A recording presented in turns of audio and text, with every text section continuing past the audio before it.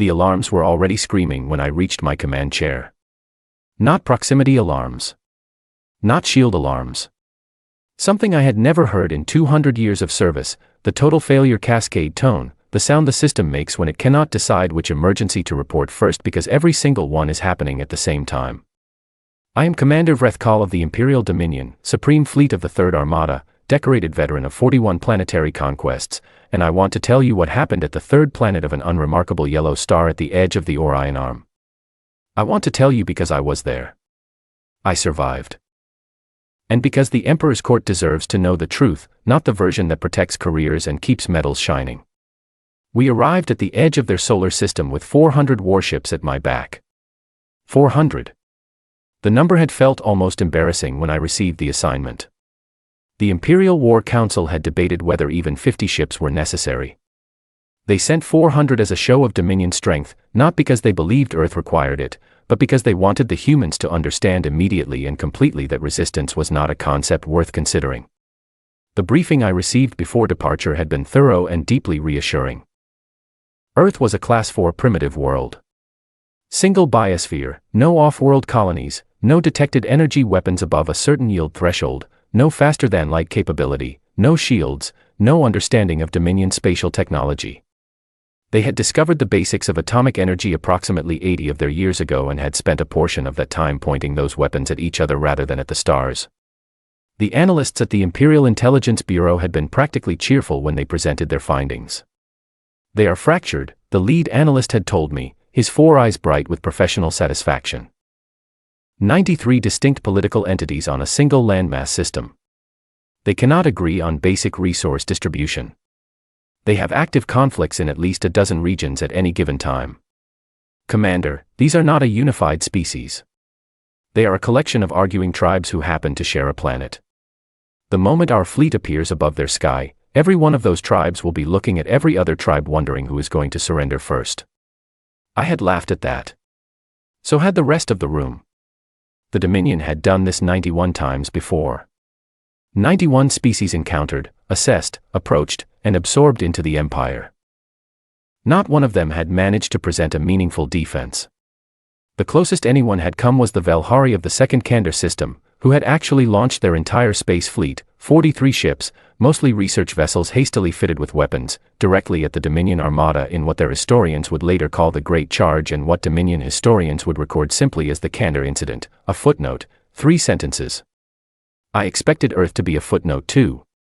My ship, the Eternal Mandate, was the largest vessel in the Armada, a command cruiser nearly 4 kilometers long, with enough firepower to reduce a continent to glass from orbit. Behind it, the fleet spread out in perfect geometric formation, the kind of formation that took centuries of tactical refinement to perfect. It was beautiful, honestly. I had always loved the look of it on the holographic display, all those blue markers arranged in precise expanding rings, the full might of the Dominion made visible. We dropped out of faster-than-light travel at the heliopause and immediately began our inward approach. The sensors came alive with data. 8 planets, 1 with a large natural satellite, 4 gas giants in the outer system, a dense asteroid belt in the middle. And there, third from the star, a blue and white sphere roughly 14,000 kilometers in diameter. Earth. Exactly where the chart said it would be. My signals officer, a young Dominion named Prov 6, reported almost immediately that the planet's communication networks had detected us. This was expected. They had radio telescope arrays capable of detecting our energy signatures. The intelligence files had noted this. They're broadcasting on multiple frequencies, Prov 6 said. Radio, microwave, tight beam optical. They know we're here. Of course they do, I said. Record everything. Translation teams will find it useful for the cultural absorption files. Yes, Commander. They are, transmitting in many of their own languages simultaneously. It appears to be multiple different messages from multiple different governing bodies. Panicked governments reaching out independently, I said. Exactly as predicted. How long to optimal orbital insertion? At current approach speed, approximately 18 hours. 18 hours. I considered this. We were in no hurry. In fact, a slower approach served us well, It gave the human governments time to observe the full scope of the Armada, to count the ships, to run whatever calculations their limited technology allowed and arrive at the obvious conclusion. Surrender negotiations conducted with a species that had already mentally surrendered were considerably shorter. I decided to review the personnel files of my senior staff. There were commendations to sign, promotions to consider. Administrative work had a way of piling up during transit, and I expected the actual conquest of Earth to take perhaps 6 hours once we achieved orbit. Planetary subjugation of a pre-contact world typically required a demonstration of force, one strike on an uninhabited area, followed by a demand for communication with the governing authority, followed by the formal capitulation ceremony, which I had conducted 41 times and could practically perform from memory. I went to my quarters and read personnel files for 3 hours. Then I ate. Then I reviewed the conquest protocols one more time, less because I needed to and more because there was something satisfying about reading plans that were about to unfold exactly as written. At hour 6 of our approach, Prov 6 knocked on my door. "Commander," he said, "the humans have stopped broadcasting." I looked up from my desk. All channels. All channels. Every frequency we were receiving. It went quiet approximately 40 minutes ago. I waited to confirm it was not a temporary disruption before reporting. I thought about this. It was mildly unusual. Species who panicked tended to keep broadcasting, pleading, negotiating, threatening, crying. The sudden silence was not something the intelligence files had predicted. Equipment failure on their end, I said. Or they've decided on a unified negotiating position and imposed communication discipline. It is actually a good sign. It means someone is in charge. Prov 6 nodded and left. I returned to my files. But I found, for some reason, that I could not concentrate on them as easily as before. There was something about that silence that sat in my mind like a pebble in a boot. Small. Probably nothing. But present. I ordered the Armada to continue its approach and told myself I was being superstitious. In 200 years of service, not one species had ever given me genuine reason for concern.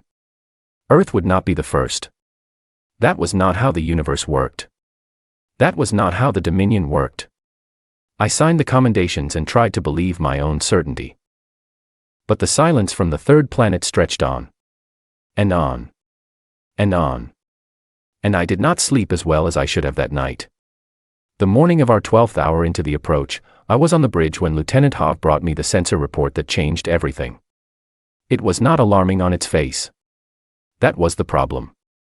If it had looked alarming immediately, I might have reacted faster. Instead, it looked like a minor data anomaly, the kind that sensor arrays occasionally produce in dense regions of space dust or when calibration drifts slightly during long transit. "Commander," Hov said, holding out the data tablet, "there is a reading I cannot explain." I took the tablet. On the display was a wide-field scan of the space between our current position and Earth orbit. The scan showed what the intelligence files had told us to expect: a scattering of small artificial satellites in various orbital bands, a handful of old spacecraft in parking orbits, the usual debris signature of a species that had been launching things into space for approximately 60 years without much concern for tidiness. But there were also clusters. Dense, irregular clusters of metallic signatures in positions that did not match any known human space asset. The intelligence files were exhaustive on this point. The Dominion had been passively observing Earth's orbital infrastructure for decades. We knew what was up there. And these clusters were not in the files. When did these appear? I asked. That is what I cannot determine, Hov said. The signatures are consistent with cold metal, no active power sources, no heat bloom, no electromagnetic output. They have been invisible to our long-range sensors because they are not doing anything. They are simply sitting there. Debris from a collision event. The distribution pattern is inconsistent with debris. Debris spreads outward from an origin point in a predictable pattern. These clusters are. Hov paused, choosing words carefully, arranged. I looked at the display again. He was right. The clusters were not random. They occupied positions at varying orbital altitudes, spread across multiple inclinations, covering arcs of space that, if you drew lines between them, formed something that looked less like an accident and more like a lattice. A three-dimensional lattice surrounding the approach vector that the Armada was currently traveling. And we were already inside it. The thought arrived quietly, without ceremony, and then sat in the center of my mind, radiating cold in all directions. Battle stations, I said. My voice came out steady. I was proud of that. Later, the bridge shifted immediately from routine operations to combat alert. Lights changed. Stations were manned. The sound of the ship changed subtly as power was redirected to weapons and shields. Hail the fleet, I said. All vessels, battle formation Delta. Shields to maximum. Weapons ready, but do not fire without my command. Prov 6 relayed the orders. On the holographic display, 400 blue markers began repositioning with the elegant efficiency of a force that had practiced these maneuvers 10,000 times. It was at that moment that the single human vessel appeared. It came from above our approach plane, which was not where any of our sensors had been focused. It was, by any objective measure, a small ship, perhaps 200 meters from end to end, with an asymmetrical silhouette that suggested rapid construction or extensive modification. It was not sleek. It looked assembled rather than designed, with modules attached at angles that Dominion engineers would have found deeply uncomfortable. It positioned itself directly in front of the Eternal Mandate and stopped. Precisely stopped, with a precision of navigation that I noted despite myself. Stopping at an exact point in open space requires sophisticated control systems. The files had said their navigation technology was primitive. Then it broadcast. Not on radio, not on the frequencies the intelligence files said they used. It broadcast on Dominion standard communication channels, the channels we used internally, the channels that required knowing Dominion signal encoding, the channels that were not in any file we had ever transmitted to Earth. It broadcast in 17 Dominion languages, one after another, in sequence, each perfectly accented, each grammatically correct. The message was identical in all 17. You have entered contested space. This is your only warning. Turn back. The bridge went completely silent. In 17 Dominion languages. 17. The Dominion had formal records of contact with over 300 species, and fewer than 40 had ever independently decoded more than 2 Dominion languages. This small, ugly, assembled-looking ship was broadcasting in 17, with perfect grammar, in the correct sequence of diplomatic precedence, which meant they understood not just the language but the hierarchy of the Dominion's own communication protocols. Lieutenant Hav said nothing. Prov 6 said nothing. My entire senior bridge crew said nothing. They were all looking at me. I want to tell you that I felt certainty in that moment. I want to tell you that the decorated veteran of 41 conquests, the commander of 400 warships, looked at that small human vessel and made a calm, calculated decision based on military doctrine and centuries of experience. I want to tell you that because it would be a more dignified account of what happened next. The truth is that something cold moved through my chest when I heard those 17 languages, and for just a moment, one very short, very quiet moment, I thought about turning the Armada around. Not out of fear. Out of something older than fear, something the body knows before the mind does. The same thing that makes you stop walking when a room you're about to enter is too quiet. I did not turn around. I had 41 conquests behind me. I had 400 warships around me. I had the full authority of the Imperial Dominion and 6 centuries of unbroken conquest tradition and an emperor's mandate sealed with the Imperial mark. I had every reason in every rational universe to dismiss that moment of cold quiet and issue the order I issued. Weapons officer, I said. Destroy that vessel. The beam fired. I watched on the display as the targeting solution locked, tracked, and discharged. A weapon that had carved holes in planetary shields and reduced fortified military stations to expanding clouds of vapor. The human ship moved. Not to the left. Not to the right. Not backward along its approach vector. It moved in a direction that my eyes registered but my mind refused to categorize for approximately 3 full seconds, because the direction it moved was not a direction that a ship of that mass, at that distance, with that engine output, should have been able to move. It moved the way water moves around a rock in a stream, not fighting the current, simply not being where the current was. The beam passed through empty space. Hav's voice, when it came, was very quiet. Commander. The clusters are activating. I looked at the display. Every one of those dark, cold, silent metallic clusters, every single one of the objects that had shown no power signature, no heat, no electromagnetic output. The objects we had sailed past and through and around for 12 hours of careful approach lit up simultaneously. Not a few of them. All of them. Hundreds of them. Positioned at every altitude, every inclination, covering every angle of approach and retreat and lateral movement, a three-dimensional web of weapons platforms that the Armada of the Eternal Dominion was sitting directly inside of. They had been waiting. Cold and dark and patient and waiting for exactly the order I had just given. The first impacts hit the outer ring of the fleet 4 seconds later. I had time, in those 4 seconds, to understand something completely and clearly and with a certainty that I have never felt before or since. The humans had not stopped broadcasting 6 hours ago because they were panicking. They had not gone quiet because someone had taken charge and imposed communication discipline. They had gone quiet because they were busy. They had spent those 6 hours doing something else entirely. And then the alarms started screaming, all of them, all at once, and the 400 warships of the Imperial Third Armada began to die. I am going to tell you what 11 minutes feels like from inside a ship that is losing every system faster than the crew can respond to any of them. It does not feel like a battle. A battle has rhythm, strike and counterstrike, advance and withdraw, moments of pressure followed by moments of recovery. What happened to the Third Armada had no rhythm. It had only forward motion in one direction, like falling. I was still in my command chair when the first wave hit. The outer defensive ring, 40 ships positioned specifically to absorb and deflect incoming fire, reported casualties before I had time to issue a single order. Not damage reports.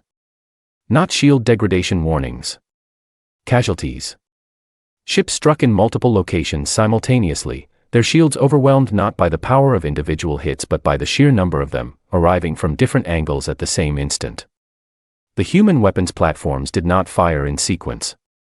They fired in coordinated volleys, each volley calculated to arrive at the target from different vectors simultaneously so that the defensive systems could not prioritize or rotate shields effectively. Whoever had programmed those targeting solutions had understood Dominion shield architecture at a level of detail that the Imperial Intelligence Bureau had declared impossible for a pre-contact species. We were not fighting something primitive.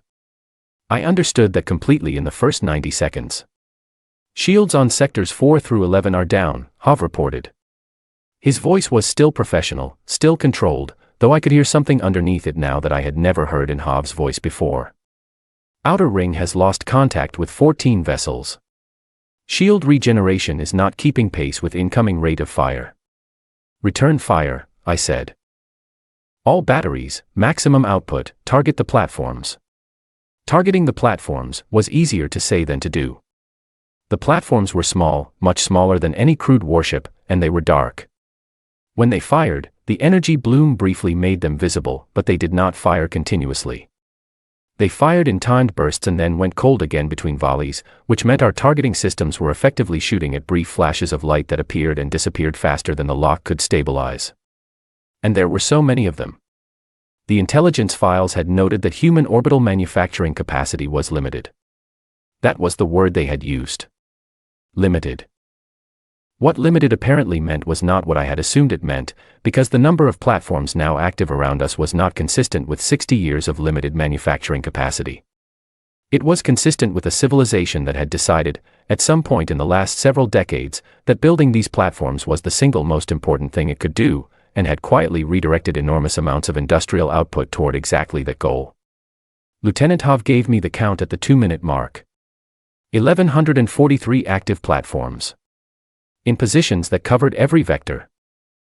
400 warships, surrounded by 1,143 weapons platforms, inside a defensive lattice that we had spent 12 hours sailing into while the humans watched and waited and made sure every position was exactly right. At 4 minutes, we lost contact with a third of the fleet. I need you to understand what that means. Not lost communication, the communication systems were still functioning. Lost contact means the ships were no longer transmitting because they were no longer there. A third of the Imperial Third Armada, 133 vessels with crews numbering in the hundreds each, gone in 4 minutes. Commander Varek of the 2nd Battle Group reported in at the 5-minute mark. His voice was the calmest thing I heard that day. Commander Vrethkal, he said, the 2nd Battle Group is attempting a withdrawal along Vector 7. All withdrawal vectors are covered. We are taking fire on all bearings. I am recommending we concentrate remaining forces and, then his transmission ended. Not with static. It simply ended, mid-sentence, mid-thought, as if a switch had been thrown. I did not try to hail him again. I ordered the Armada to concentrate. To pull together, to use the sheer mass of our remaining ships to create overlapping shield coverage. It was the correct tactical response to encirclement: reduce your perimeter, increase your defensive density, force the enemy to concentrate their fire on a smaller target instead of distributing it across a wide formation. It might have worked against a different enemy. Against an enemy with a fixed number of weapons in fixed positions, concentrating would have allowed us to bring our own fire to bear effectively on specific targets while our shields held. But the platforms were not in fixed positions. As we concentrated, they moved. Not dramatically, they were not fast, but enough. They redistributed, maintained the encirclement, adjusted their targeting solutions to account for our new formation. Whoever was controlling them was watching us adapt and adapting faster. At 7 minutes, my own shields reached critical. The Eternal Mandate was 4 kilometers long. It had the heaviest shielding in the fleet, layered systems built to withstand sustained fire from multiple warships simultaneously. The platform fire was not as powerful per shot as a warship's main battery. But 1,143 platforms, firing in rotating volleys from multiple vectors, produced a cumulative effect that our systems had simply not been designed to absorb. Prov 6 reported the shield status in a voice that had stopped being professional and become something else. Something very young. Primary shields are down. Secondary shields at 31%. Tertiary buffer is, a sound he did not finish describing. Tertiary buffer is gone. All power to secondary shields, I said. Commander, if we redirect power from weapons, we lose offensive capability entirely. We have not hit a single platform, I said. Redirect the power. It bought us perhaps 90 seconds. I want to tell you about the sound a 4-kilometer warship makes when it is being taken apart from the outside. It is not the dramatic explosion sound that Dominion cultural media has always used for battle sequences. It is quieter than that, which is somehow worse. A low, continuous, structural moan as the hull absorbs energy it was not built to contain, as internal compartments vent and seal and vent again, as the systems that hold everything together begin to prioritize themselves out of the equation one by one. At 9 minutes, the bridge lost artificial gravity. For 30 seconds we were all floating, equipment and personnel and data tablets and one single cup of cold liquid that Prov 6 had been holding, all of it drifting, spinning slowly, while the tactical display continued updating with information that had stopped meaning anything useful. I caught the edge of my command chair and held on and looked at the holographic display and counted what was left. I counted twice because the first count did not seem possible. 22 ships. Of 400. 22 ships, and most of them were showing the same cascade of system failures that the Eternal Mandate was showing, which meant 22 ships at perhaps 30% of their original combat effectiveness, still inside an 1100 platform lattice that had not stopped firing for 9 minutes and was not slowing down. At 10 minutes, I made the decision to transmit a general signal to the remaining fleet. Not a tactical order. Not a regrouping instruction. Just 2 words in the Dominion military code that every officer in the fleet would understand immediately. Preserve life. It meant, stop fighting. It meant, whatever action gives your crew the best chance of surviving the next few minutes, take that action. It meant, I am releasing you from the battle plan because the battle plan no longer exists. At 11 minutes, the Eternal Mandate's secondary shields collapsed entirely. The first hull breach was in the lower decks. Then another. Then the bridge viewport cracked, not broke, cracked, a single fracture line running diagonally across the transparent panel, and for one moment I could see through it clearly. I could see space outside. I could see the debris field that an hour ago had been 400 warships. I could see, at the edges of that field, shapes moving. Large shapes, angular, traveling without the frantic urgency of battle, because the battle was already over. They were human ships. Real ones. Not the small assembled vessel that had met us at the approach. These were enormous, dark, angular, built with a practical ugliness that was somehow more intimidating than any elegant design could have been. They were moving through the debris field with purpose and precision. I thought, for a moment, that they were coming to finish us. They were not. The last thing I saw before the emergency bulkhead sealed the cracked viewport was a human vessel pulling alongside what remained of a Dominion escape pod, extending a docking arm, securing it, drawing it inside. They were collecting survivors. Every escape pod in the debris field, every one, from every destroyed ship, from every crew member who had managed to reach one in the chaos of the last 11 minutes, the human ships were moving to collect them. Methodically. Deliberately. Without hesitation. I transmitted the order to abandon the Eternal Mandate 3 minutes later, when it was clear that no power system could sustain us long enough for rescue or repair. I was the last one off. That is protocol, and protocol was one of the few things left intact. In my escape pod, drifting, I had time to think. I had time to go back through the last 14 hours and find every moment where the cold, quiet feeling had tried to tell me something, and trace each one forward to where it had led. The silence at hour 6. The debris that was not debris. The 17 languages. The ship that moved in a direction physics should not have allowed. Every single one of those moments had been a message, and I had read every single one of them as confirmation of what I already believed instead of as what they actually were. A species that had been waiting. That had been preparing. That had understood for decades what was coming and had spent every one of those decades getting ready for it with a quiet, deliberate, organized patience that was almost the opposite of how the intelligence files had described them. They were not fractured. They were not arguing tribes. What they were, I now understood, was a species that had spent all of its history learning to argue and fight and compete and still somehow survive it all, and had applied every lesson from every one of those conflicts to the problem of the Dominion's eventual arrival. They had not been primitive. They had been pretending. And I, Commander Vrethkal of the Imperial Dominion, with 41 conquests behind me and an Emperor's mandate in my pocket, had sailed 400 warships straight into the center of that pretense and never once questioned whether I might be wrong. The human docking arm found my pod 40 minutes later. It was gentle. The capture was smoother than most Dominion docking procedures I had experienced. A small door opened, and warm light came through it, and a human face looked in at me with an expression I could not read at all.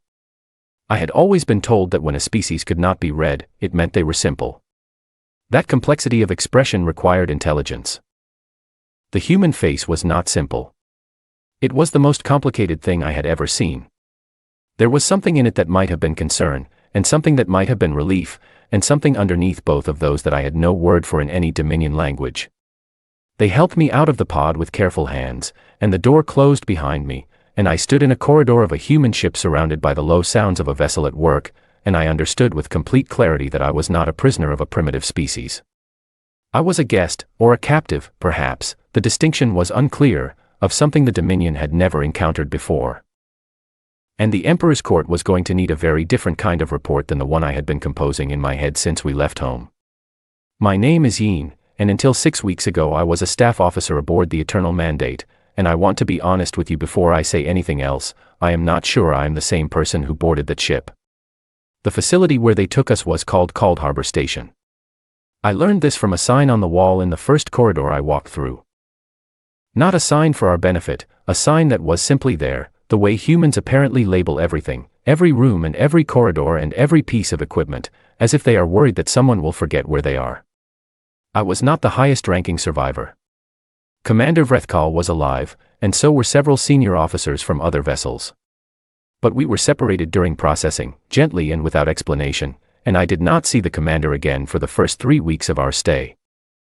Later I would learn that they separated us deliberately, not to isolate us, but because they had studied Dominion command hierarchies carefully enough to know that lower-ranking officers speak more freely when they are not in the presence of their superiors. This was not the action of a species that didn't understand how power worked. The rooms were small but not uncomfortable. A sleeping surface, a sanitation unit, a table, a chair, a window. The window looked out over a large body of water that caught the light in the early hours of the human day and turned colors I had never seen before. I spent a great deal of time at that window. There was nothing else to do, and the colors were genuinely extraordinary. They fed us 3 times a day. The food was not Dominion food, the chemistry was different, the flavors were different, but the nutrition was correct. They had analyzed our biological needs before we arrived, which meant they had analyzed Dominion biological requirements from something, and I could not determine from what source. We had never shared that data with any species. They had figured it out independently, with enough accuracy that none of the 6,000 survivors at Cold Harbor showed any nutritional deficiency in the first week. On the fourth day, the guard outside my room, a young male human with a calm face and very still hands, named Oliver, according to his identification badge, opened my door at the usual feeding time and stepped aside to reveal a second person standing in the corridor behind him. She was taller than Oliver, with dark hair pulled back from her face, wearing different clothes than any of the facility personnel I had seen so far, not a uniform, exactly, but deliberately chosen, presenting an impression of casual authority. She was carrying a printed document under one arm and a cup of something warm in her other hand, and she looked at me with the same complicated expression I had seen on the face of the human who had opened my escape pod.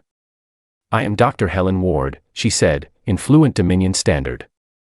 Not the careful, slightly accented Dominion that some of our other human contacts had used. Fluent. Comfortable.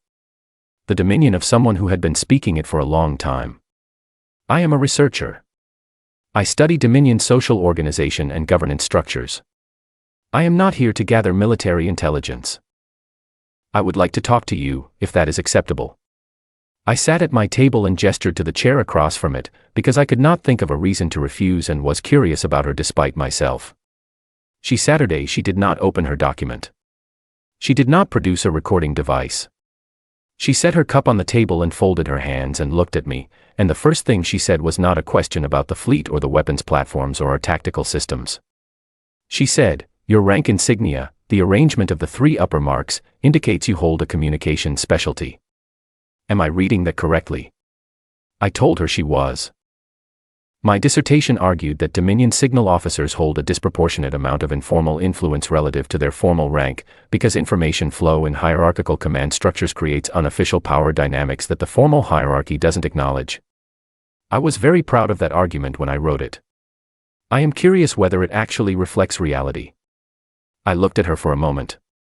"Your dissertation?" "Yes." "You wrote a dissertation on Dominion command structure."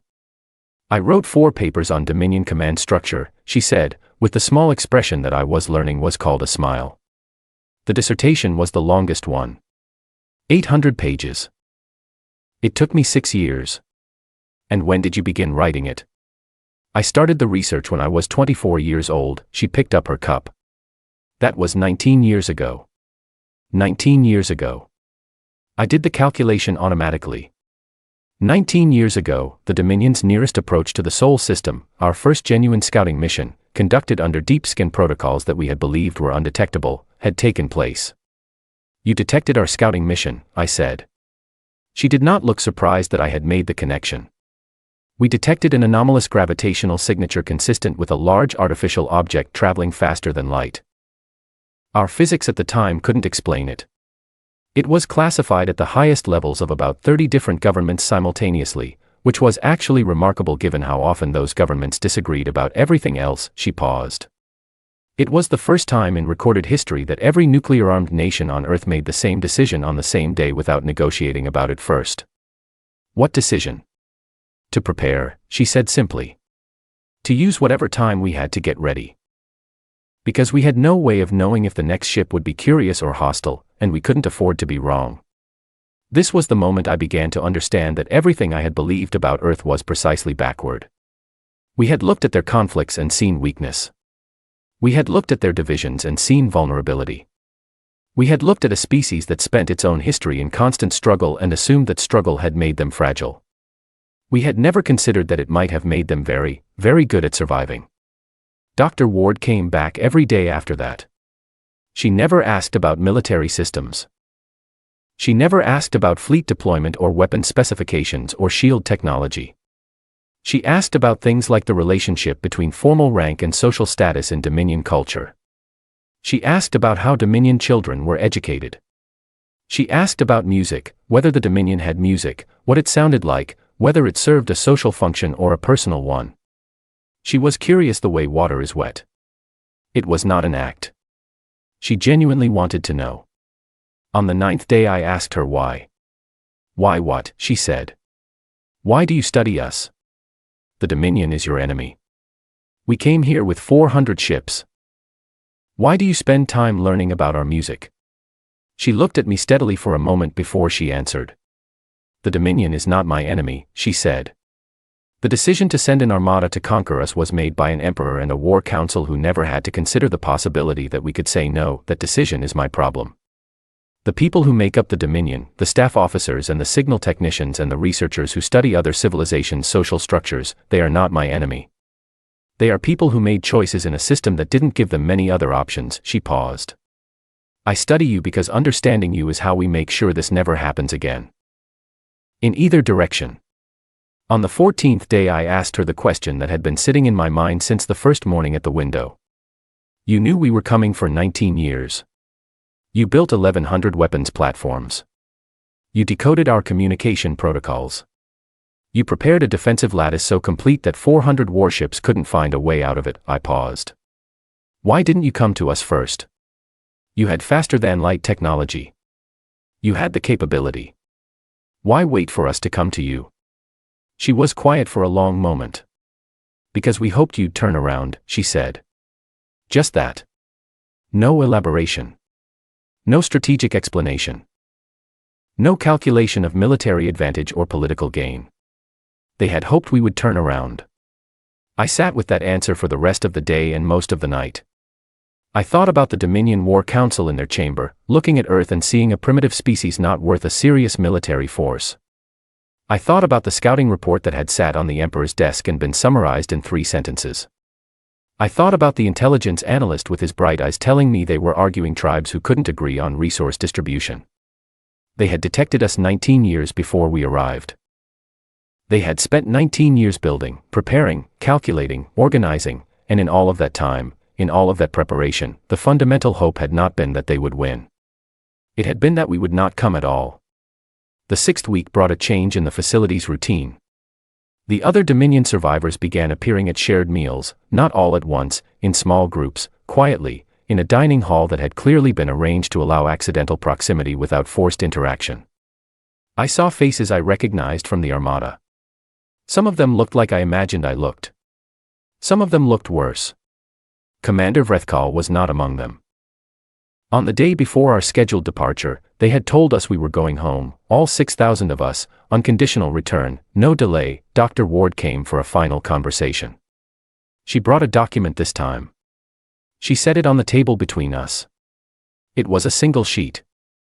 This is the only thing we are asking you to take back, she said. It's a formal declaration. It states that Earth considers this engagement resolved. It states that we have no hostile intentions toward any Dominion world or citizen. It requests that the Dominion acknowledge the result of this engagement and refrain from further expeditions to the Sol system. I looked at the document.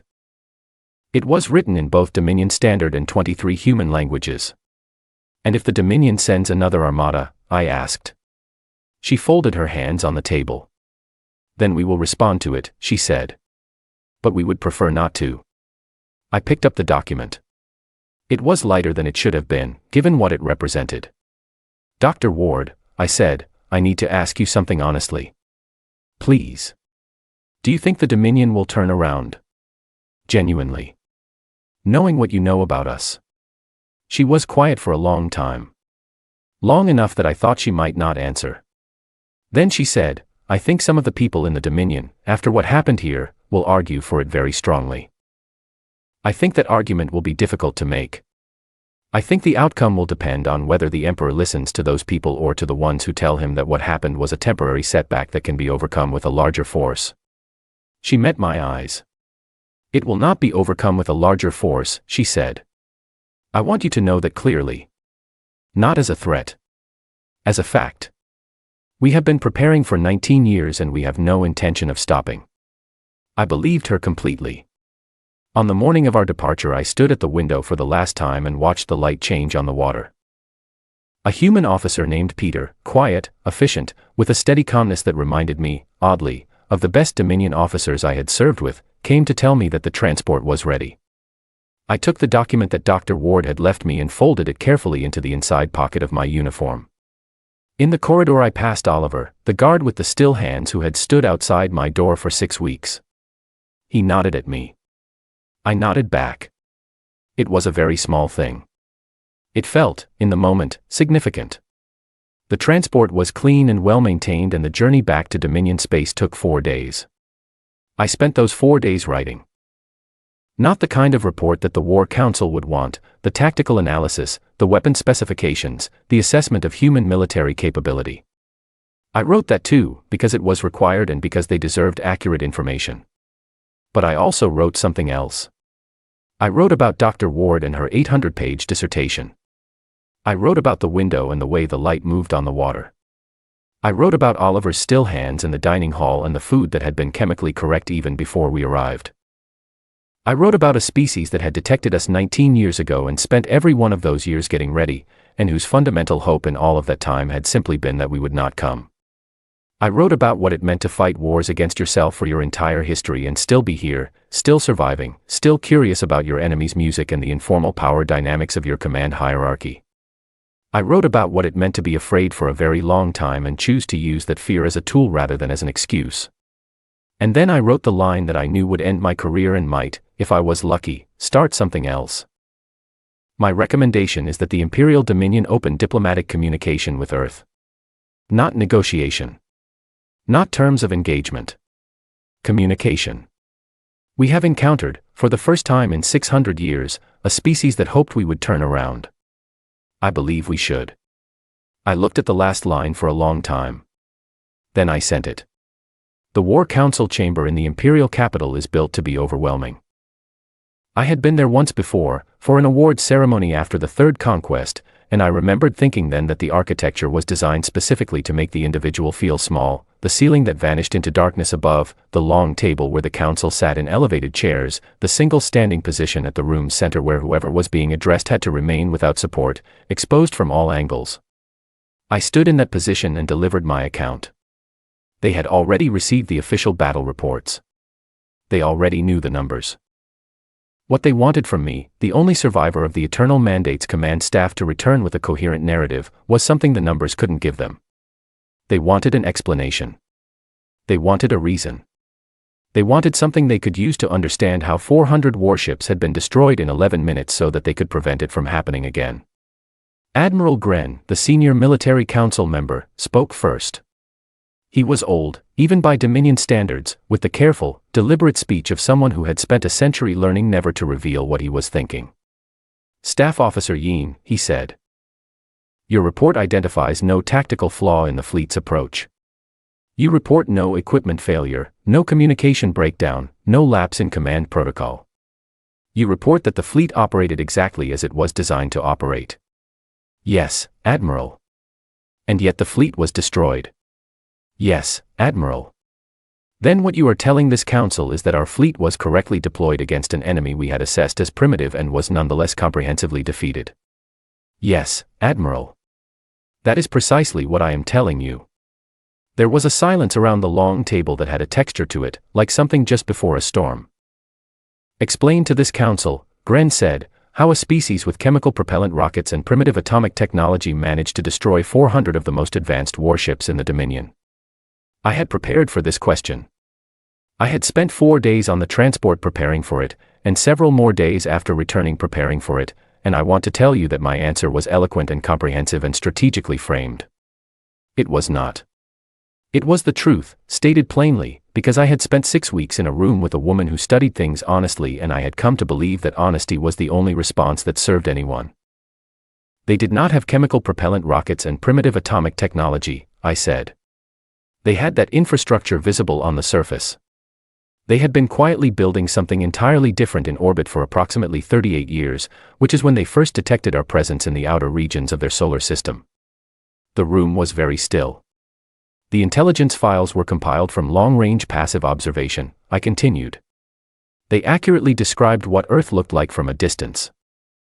They did not account for the possibility that Earth was aware of our observation and was deliberately presenting a specific appearance. Admiral Gren's expression did not change. The expressions of the other council members changed slightly, in different ways, none of which were reassuring. You are suggesting, he said carefully, that a pre-contact species with no experience of interstellar civilization successfully identified and countered our surveillance protocols. Yes, Admiral. And built a hidden orbital infrastructure over a period of decades. Yes, Admiral. And decoded our communication systems. Yes, Admiral. Without any outside assistance. I paused. I cannot confirm or deny outside assistance. What I can tell you is that Dr. Helen Ward, the human researcher who interviewed me during our detention, indicated that they had reverse-engineered our faster-than-light propulsion concept from the gravitational signature of our first scouting mission. She said this casually. As if it were obvious. The council member to Gren's left, I did not know her name, she held no rank insignia I recognized, said something quietly to the member beside her. I could not hear it. What is your assessment, Gren said, of Earth's military capability relative to the Dominion? This was the question I had been most afraid of and most prepared for. My assessment is that 1,143 weapons platforms, operated with the tactical sophistication they demonstrated, are not the limit of Earth's defensive capability. They are the capacity Earth chose to reveal. I believe they have additional assets they did not deploy. On what basis do you believe that? On the basis that they did not pursue the remaining 22 ships when those ships withdrew. 1,100 platforms against 22 crippled vessels could have achieved complete elimination of all survivors. They did not attempt it. They stopped firing at the same moment the last intact vessel crossed a specific distance threshold, a threshold that I believe corresponds to a calculated decision about how much force to use, not a limit of available force. Silence again. They chose to let survivors go, I said. They collected our escape pods. They held 6,000 prisoners comfortably, returned all of them unconditionally, and sent back a single-page document requesting that we not come back. I paused. This is not the behavior of a species that fought to the limit of its capability. It is the behavior of a species that used exactly as much force as it decided was necessary and then stopped deliberately. Admiral Gren looked at me for a very long moment. And your recommendation, Staff Officer Yin, based on this assessment? I had rehearsed this part most carefully. Not because I was uncertain of it, but because I understood that how I said it might matter as much as what I said. My recommendation is that the Dominion not return to the Sol system with another military force, I said. Not because we lack the capability to construct a larger armada. Not because I believe Earth is invincible. But because the strategic calculus does not favor it. Earth has had 19 years to prepare for one armada. Every year that passes increases their preparation time for the next one. The advantage of surprise that we might have held 19 years ago does not exist. The advantage of technological superiority that the intelligence files assumed we held has been demonstrably eliminated. And the cost to the Dominion of another failed engagement, in ships, in personnel, in Imperial credibility across 91 subject worlds, would be significant. I stopped. I took one breath.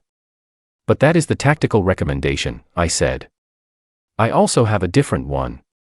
One that is not tactical. The Council waited. The humans returned 6,000 Dominion soldiers without conditions. They sent a message asking us not to come back rather than a declaration of war. They could have held us as leverage. They could have threatened us. They have a researcher who has spent 19 years studying Dominion governance structure, which means they have been preparing for diplomatic engagement as long as they have been preparing for military engagement.